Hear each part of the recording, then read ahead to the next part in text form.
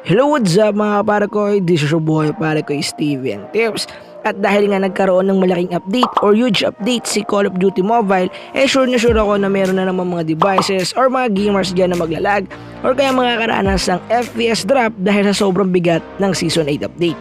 Kaya in this video mga kaparekoy, ang purpose ito ay tutulungan kayo kung paano natin aalisin or i-fix yung problema ninyo sa FPS drop enhance kay Call of Duty Mobile para sa Season 8 update na to.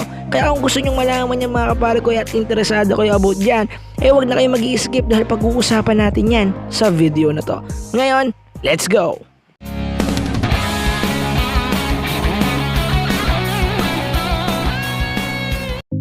So mga kaparekoy, para sa mga nagtatanong about no sa una nating upload, Create 32-bit Season 8 Call of Duty Mobile, kung hindi nyo pa napapanood, ilalike ko yung link sa description or kaya just browse the latest update natin kahapon. So para sa mga hindi nakakalam mga kaparekoy, ay marami mga nagtatanong doon about po sa kanilang mga skins. Nawawala daw yung characters, nawawala daw yung loots sa mismong BR game at nawawala din daw yung mga character na kalaban. So it means nagiging invisible, yung loots naman daw ay box, yung gun hindi nakikita, yung kapag MP naman daw yung kanilang skin is bot skin. So ang sagot dyan mga kaparekoy ay napakasimple, it's just a resources. Yes guys, yun lang talaga yun, doon lang talaga siya papasok. Para sa mga hindi nakakaalam, no, noong nag-update po ng Season 8 Call of Duty Mobile, lahat po ng resources natin ay na-reset. Maliban na lang po mga kaparekoy sa resources niya to login, kasi may resources din po yung pagla-login niya kay Call of Duty Mobile. Yun lang yung hindi nawala, kaya mapapansin ninyo nung nagkaroon ng update, yung inyong phone ay medyo na pre-up yung storage niya. Okay, nakita ninyo yan, alam ko nakita ninyo yun. Para sa mga hindi nakakapansin, i-check nyo yung inyong Call of Duty Mobile kagaya nito. Just click and app info. Hanapin nyo dito guys, ayan, no, yung storage is 5.84 lang na GB kay Call of Duty Mobile. Pero nalalaro ko yung Call of Duty Mobile ng sobrang playable. So dito kasi ang mga dindownload kong resources is yung mga essential like HD graphics, weapons, sa maps, yung mga ganun lang. Yun yung mga dinownload ko, kaya sobrang playable sa akin ng Call of Duty Mobile. Hindi ko na kailangan mag-download ng maraming storage or ng maraming resources para maging support pa sa ibang mga maps or mga ibang game effects. So ganun lang siya kasimple. So para sa mga nagtatanong about doon sa mga naging invisible, nawawalang skin, nawawalang weapons, yun lang yung sagot doon guys. Just download the HD quality, just download the character, download the weapons and the map sa BR para doon sa mga nagtataka or mga na nangangamba. Natural thing lang po yun, lalo na kapag nag-ship kayo ng 32-bit from 64-bit application. It's natural mga kaparekoy. Wala kayong kailangan doon ikapangamba, ikatakot, or kaya kabahan. Natural lang po yun. Just download the resources and mafifix yan. So kung meron po rin issue pagkatapos nyo i-download yung resources, try nyo akong i-email and try ko i-check. Baka meron lang kayong mali na nagawa or mali lang kayo ng pagtingin. So titingnan natin yung mga kaparekoy. So email nyo ako, nandiyan yung email ko sa baba. Sasagutin ko kayo hanggat sa kaya kong gawin. Anyway, ngayon mag-proceed na tayo. Yun na nga, kagaya nga ng sinabi ko mga kaparekoy, ay i-fix natin yung FPS drop and lag ninyo kay Season 8 Call of Duty Mobile, which is using our own method. Para sa mga hindi nakakaalam at bago pa lang sa ating YouTube channel, merong method na ginagawa ang mga subscriber and sa parekoystvtips para ma-fix yung lag na yan, which is using our own created na script, which is ito na yung mga best script ngayon mga parekoy na ginagawa natin para maging compatible sa ating game, which is sobrang supported and syempre sobrang legit. So kung gusto nyo i-try, wala namang problema. Para sa mga bago na syempre para sa mga luma, sundan nyo ako. All you need to do, step 1 is i-download yung ating file, link in the description, and kapag download niyo, proceed tayo sa step 2. So mga kaparekoy, para sa step 2, kinakailangan lang natin i-apply yung file na dinownload niyo galing sa step 1. Hanapin lang natin guys sa download folder yung file na dinownload niyo, which is ang file name niya ay optimize Call of Duty Mobile or optimize file. So hanapin niyo yung pangalan niya na optimize, basta optimize yung pisa niya. Nakalimutan ko yung full name ng file name niya kasi ganoon ako minsan pa nagpapangalan. Anyway, hanapin niyo lang sa O mga kaparekoy, yan, pagkatapos ng I.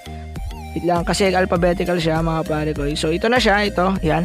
Optimize file, Season 8 update by parekoystvtips. So para sa mga gustong gumamit ng file ko para sa mga contents nila sa YouTube, just guys PM me kasi meron tong watermark at baka maka-copyright kayo, nasa sa inyo na rin yon. Anyway, ngayon ang kinakailangan nyo nang gawin is just click the view icon ng kagaya ng ginawa ko kanina habang nagsasalita. and then open nyo lang yung folder and makikita na ninyo ito mismo. Kinakailangan nyo lang gawin is syempre i-click lang yung icon para mag-highlighted green siya. Yan, kagaya nyan. Icon lang mismo guys, yung mga yan. And then all you need to do is just press the center and click copy. Pagkatapos yung i-copy, punta lang tayo ng device memory. Hanapin nyo yung ating Android folder. Sa Android folder, hanapin nyo lang mga pare ko yung data. Sa data folder, hanapin nyo lang pababa yung ating mismong Call of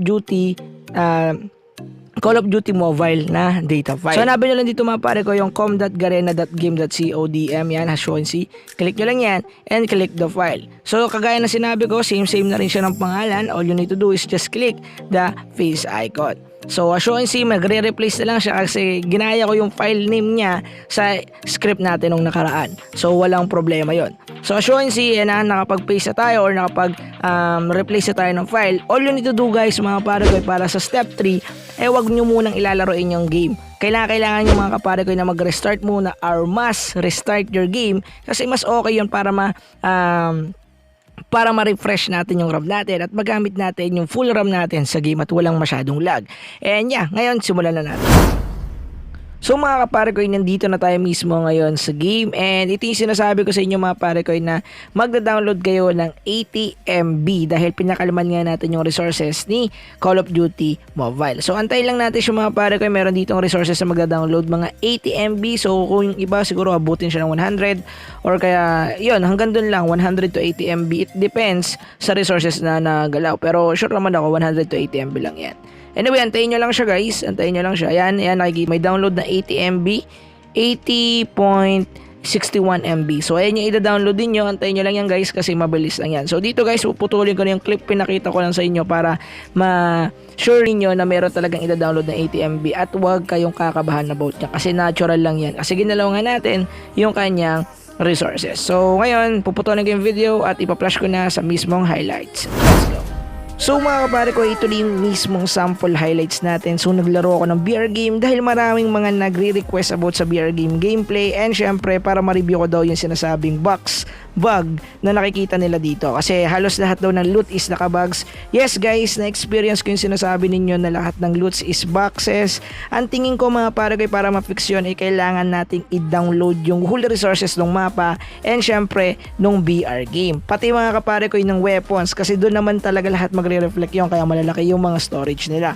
So ang tanong mga pare ko or itatanong nyo sa akin marahil baka lumaki naman storage natin dyan kapare ko. Ang sagot dyan is hindi kasi once update na kayo para sa season 8 nagre-reset din mga kapare ko yung mismong resources natin. Kaya nakita ninyo nagkaroon tayo ng pre-up kagaya ng sinabi ko sa intro. Anyway, yan makikita ninyo sa ating gameplay na doon sa pinaka-laggy part na pagbaba ng airplane or ng plane hindi siya laggy. Di ba yun yung pinaka-mabilis or pinaka-laggy part talaga dito sa VR game. And assurance naman wala siyang lag free siya about doon. So kita naman natin na sobrang playable nitong VR sa Realme 5 ko. Kahit na low spec siya mga kapare ko. So kung ako yung tatanungin ninyo, worth it nga ba gumamit ngayon ng script? Yes guys, kita-kita nyo naman na kasi itong VR game talaga, hindi ko talaga siya nilalaro mga pare ko sa Realme 5 ko kasi para sa akin, malag talaga siya sa phone ko. Pero nung gumamit ako ng 32-bit plus this script, wala akong masabi, sobrang smooth niya ngayon. Okay, sobrang okay siya para sa akin ngayon. So yeah, yes mga pare ko, ganun yung pinakamagandang experience ko ngayon kay Realme 5 ko using my config and 32-bit application. That combo is elite mga pare ko. Anyway, dito ko na rin tatapusin yung video. Para sa mga magtatanong about sa description ng script, ilalagay ko na lang sa description para malaman ninyo or hindi kayo mabitin sa information kasi kung sa video ko pa sasabihin hahaba pa yung video natin.